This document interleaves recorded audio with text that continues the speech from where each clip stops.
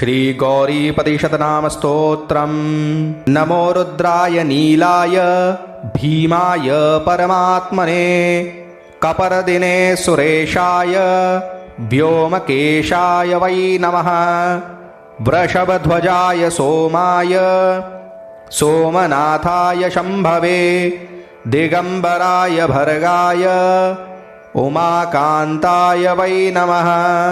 तपोमयाय भव्याय शिवश्रेष्ठाय विष्णवे व्यालप्रियाय व्यालाय व्यालानाम्बतये नमः। महीधराय व्याघ्राय पशूनाम्बतये नमः।